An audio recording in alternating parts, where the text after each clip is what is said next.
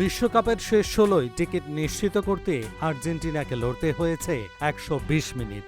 বিশ্বকাপের নবাগত Cape Verde দারুণ প্রতিরোধ গড়ে তুললেও শেষ পর্যন্ত ৩-২ গোলের নাটকীয় জয়ে কোয়ার্টার ফাইনালের পথে এক ধাপ এগিয়ে গেল বিশ্ব চ্যাম্পিয়নরা। মায়ামির হার্ড রক স্টেডিয়ামে ম্যাচের শুরু থেকেই আত্মবিশ্বাসী ফুটবল খেলতে থাকে কেপ ভার্দে।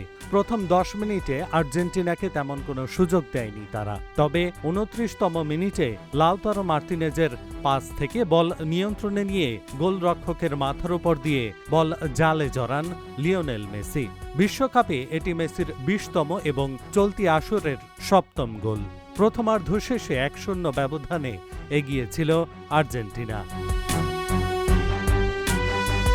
দ্বিতীয়ার্ধেও আরও আক্রমণাত্মক হয়ে ওঠে কেপ ভার্দে। ৫৯তম মিনিটে ডি-বক্সের ভেতরে বল পেয়ে এমিলিয়ানো মার্তিনেজের ২ পায়ের ফাঁক দিয়ে জাল খুঁজে নেন লারোস দুয়ার্তো। এরপর ৬৩ ও ৭৩ মিনিটে দুটি নিশ্চিত গোলের সুযোগ পান মেসি, কিন্তু কেপ ভার্দের গোলরক্ষক ভোজিনিয়া দুর্দান্ত দুটি সেভ করে দলকে ম্যাচে টিকিয়ে রাখেন। ফলে নির্ধারিত ৯০ মিনিট শেষে স্কোর লাইন ছিল ১-১।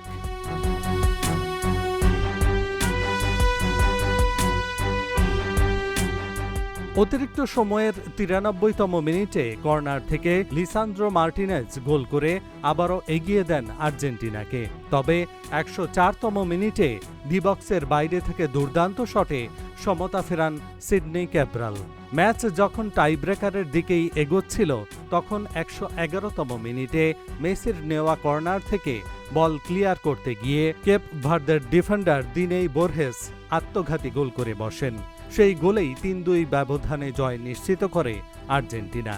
রুদ্ধশ্বাস এই জয়ের মাধ্যমে শেষ ১৬ পেরিয়ে কোয়ার্টার ফাইনালের স্বপ্ন আরও উজ্জ্বল করল আলবিসেলেস্তারা। অন্যদিকে দুর্দান্ত লড়াই করেও বিদায় নিতে হল বিশ্বকাপে অভিষেক হওয়া কেপ ভার্দেকে। এহসানুল হক, ঢাকা জার্নাল।